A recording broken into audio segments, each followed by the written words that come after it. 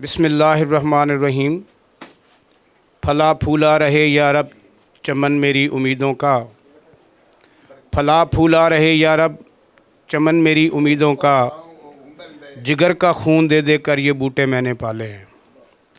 आज मुझे जो टॉपिक दिया गया नज़रिया पाकिस्तान, ये नज़रिया वो नज़रिया था जब हमारे मुसलमान लीडरों ने, हमारे मुसलमान सच्चे मुहिब वतन पाकिस्तानियों ने जो 1857 की जंग आज़ादी के बाद जो कॉन्सिक्वेंसेस उभर कर सामने आए, उसमें हिंदू, सिख और अंग्रेज़ों ने मिलकर हमारे मुसलमानों को जो कत्लेआम किया, जो मुसलमान औरतों की इज़्ज़तें लूटी गईं, जिन माओं ने कुओं में छलांगे लगाकर अपनी इज़्ज़तें बचाईं, ये उसके रिज़ल्ट में, उसके कॉन्सिक्वेंसेस में ये हमें वतन अज़ीज़ मिला, जिसको आज हम कहते हैं कि ये पाकिस्तान हमारा है। अब आ जाती है बात कि पाकिस्तान को किसने इस नतीजे पर पहुंचाया। तो इसमें मैं सबसे पहले क्रेडिट देता हूं कि खुदा ने आज तक उस कौम की हालत नहीं बदली, खुदा ने आज तक उस कौम की हालत नहीं बदली, न हो जिसको ख़याल आप अपनी हालत के बदलने का। मैं सबसे पहले इसको ज़िम्मेदार कहूँगा हमारी आवाम को कि हमारे आवाम में आज तक सियासी सूझबूझ, अवेयरनेस, शऊर ना दिया गया है, ना ऐसे इंस्टीट्यूशन बनाए गए हैं, ना ऐसे इदारों को प्रमोट किया गया है कि जो हमारे आने वाली नस्लों को, हमारे बच्चों को, हमारी बहनों को, हमारी बेटियों को प्रॉपर तरीके से अवेयरनेस दें।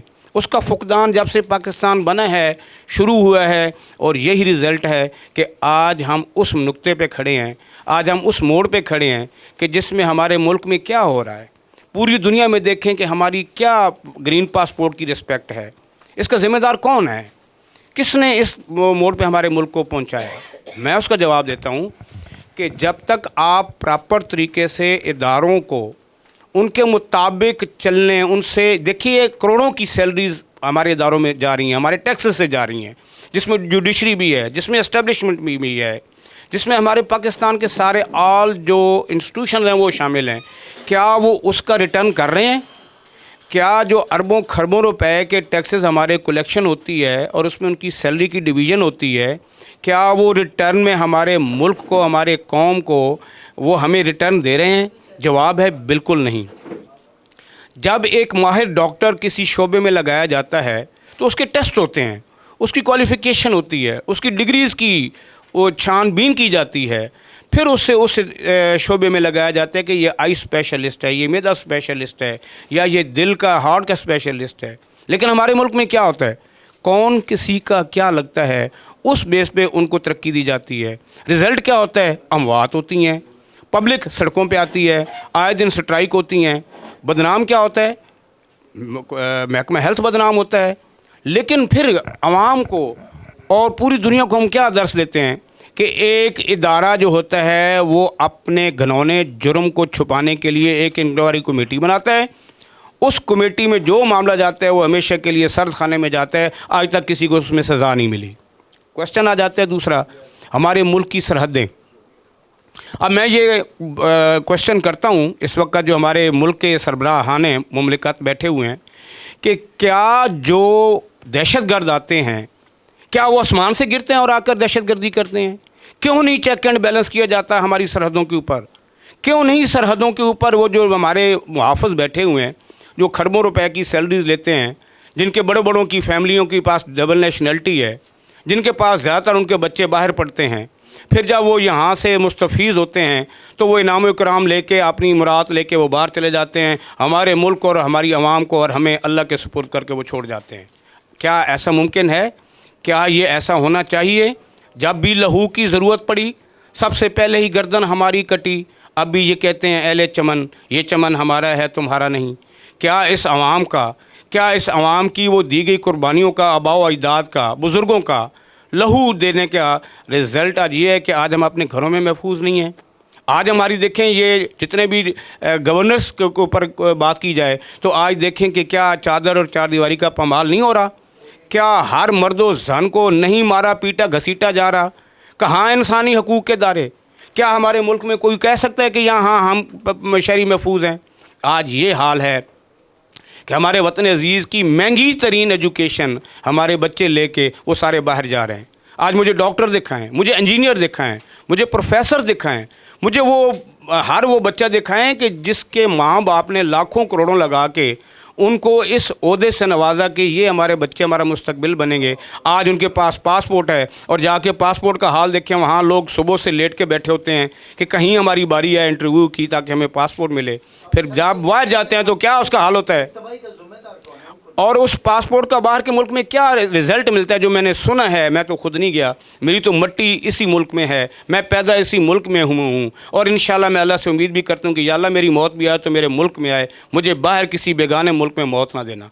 वजह यह है कि अब इस सारी ज़िम्मेदारी का मुझसे सवाल किया गया कौन ज़िम्मेदार है। इसमें मैं ये सबसे पहले कहता हूँ कि जब तक आप चेक एंड बैलेंस नहीं रखेंगे हर महकमे में, जब तक आप चेक एंड बैलेंस के लिए प्रॉपर एक मुनज़्ज़म एक इंस्टीट्यूशन नहीं बनाएंगे आप, तो इससे पहले जब तक चेक एंड बैलेंस नहीं होगा हमारा मुआशरा सुधरने वाला नहीं है, हमारे इदारे सुधरने वाले नहीं हैं।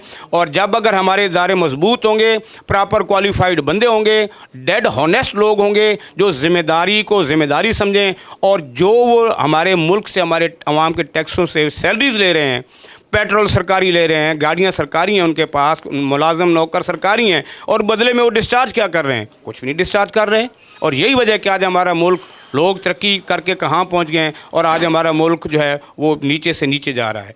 मैं इसमें गुजारिश ये कहूँगा कि जब तक चेक एंड बैलेंस प्रॉपर तरीके से नहीं होगा, जो अहल लोग हैं उनको आगे नहीं लाया जाएगा। मैं बात करूँगा 2 मिनट के लिए, सिर्फ 2 सेकंड के लिए या 2 मिनट के लिए जुडिशरी के बारे में। एक सिविल जज बनता है तो उसके लिए एग्ज़ाम होता है, फिर एग्ज़ाम के बाद इंटरव्यू होता है, उसके बाद जाकर उसकी वो सिलेक्शन होती है। एडिशनल सेशन जज होता है, उसका इंटरव्यू होता है, उसका एग्ज़ाम होता है। तो बाकी ऑनरेबल हाई कोर्ट के लिए और honourable supreme court of Pakistan के लिए हमको है उनसे उम्मीद जो नहीं जानते वफा क्या है भाई, जिन्होंने प्रॉपर तरीके से एग्ज़ाम दे के अपनी बेसिक क्वालिफ़िकेशन पे आगे नहीं आना तो हमारे फ़ैसले ऐसे ही होंगे जैसे आ रहे हैं। फिर हर बंदा हम पे तनकीद करेगा, फिर हमारे ऊपर तनकीद नहीं करेगा, हमारे मुल्क पे तनकीद करेगा कि हमारा जुडिशियल सिस्टम कहाँ जा रहा है, कहाँ इंसानी हकूक़। आप देखें दूर ना जाएं, एक वो हिंदू जो है उसका बोल का, उसको अगवा हुए आज कितना अरसा गुजर गया, कोई बंदा उसके ऊपर बात करने को तैयार नहीं है। वाई क्या आज हमारे मुल्क में इंसानी हकूक़ ज़िंदा हैं? क्या हमारी मुल्क में वो तंजीमें ज़िंदा हैं जो इंसानी हकूक़ की बात करते हैं? क्या 491 को इम्प्लीमेंट किया जाए तो उसकी बाजियाबी नहीं हो सकती? उसकी माँ का क्या हाल है, उसकी बीवी बच्चों का क्या हाल है? क्या हमने कभी इस बारे में सोचा है? ये सवाल है मेरा जुडिशरी पर। जागें आप लोग जागें। आप लोग इस जिन इंस्टीट्यूशन पे बैठे हुए हैं, बतौर हेड बैठे हुए हैं, मेरा सवाल उनसे है, प्लीज़ अपने आप को परखें, सोचें, क्या आप जिस ओहदे पे बैठे हैं क्या उस ओहदे के मुताबिक आप इंसानी हकूक़ आपकी मौजूदगी में महफूज हैं? क्या इंसानी जानें महफूज हैं? क्या गरीब को 2 टाइम की रोटी मिल रही है? क्या गरीब के घर में चूल्हा जल रहा है? ज़रा जाके देखें, खुदा की कसम वाइट कॉलर तो रगड़ा गया, ख़त्म हो गया। उसके ज़िम्मेदार कौन है? उसके ज़िम्मेदार इंस्टीट्यूशन हैं, इदारे हैं हमारे। और हमारे इदारे क्यों हैं ज़िम्मेदार? क्योंकि उन्होंने एक किस्म का हल्फ लिया होता है, हॉली बुक पे उन्होंने हल्फ लिया होता है कि we will discharge our duty. लेकिन क्या हो रहा है कि वो अपनी ड्यूटी डिस्चार्ज सही नहीं कर रहे, लिहाजा हमारा मुल्क पस्ती से पस्ती पे जा रहा है। मेरी अल्लाह से दुआ है, ऐ अल्लाह मेरे मुल्क को, वतन अजीज़ को प्यारे हबीब के सदक़े तरक्की का इमरानी से नवाज, और हमें वो हक की बात करने वाले वो सियासतदान दे जो हक सच की बात करें, दुनियादारी ना करें, बल्कि वो आवाम और मुल्क और कौम और इंटरनेशनल लेवल पे सोच के मालिक बने और हमें आगे वो तरक्की की तरफ ले जाएं। बहुत शुक्रिया जी, thank you very much ji.